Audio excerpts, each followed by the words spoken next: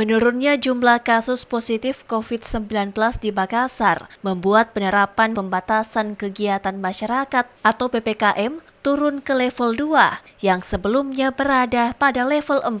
Dengan jumlah kasus yang dilaporkan per hari semakin menurun, bed occupancy rate atau bor di rumah sakit, seperti jumlah testing positivity rate mengindikasikan transmisi COVID-19 mulai menurun.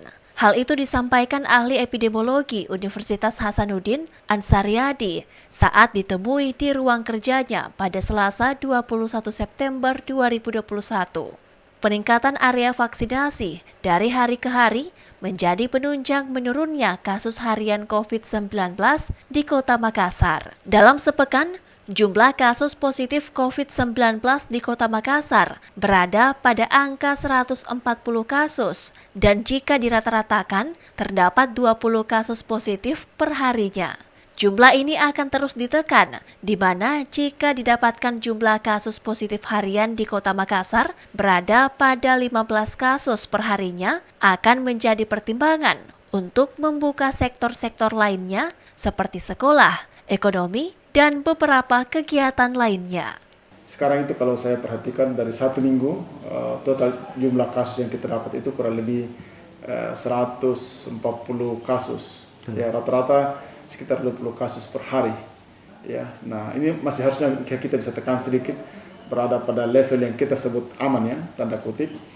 Itu kalau kita bisa dapatkan kurang dari 15 kasus per hari. Itu artinya dalam satu hari di Makassar kurang lebih 1 kasus per 100.000 penduduk. Jadi kalau ada 100.000 penduduk, jangan lebih dari 1 kasus per hari kasus barunya. Nah kalau kita sudah sampai pada level itu, mengindikasikan bahwa transmisi mulai berkurang dan mulai kita memikirkan untuk membuka beberapa sektor-sektor lain seperti sekolah, ekonomi, dan beberapa kegiatan lainnya. Meski kondisi sudah menunjukkan dampak positif untuk beraktivitas, namun hal ini diharapkan tidak membuat masyarakat lengah. Diharapkan tetap mematuhi protokol kesehatan, tetap menggunakan masker saat beraktivitas, serta menjaga imun tubuh. Miftahul Kalbi, Fajar TV, Fajar Radio melaporkan.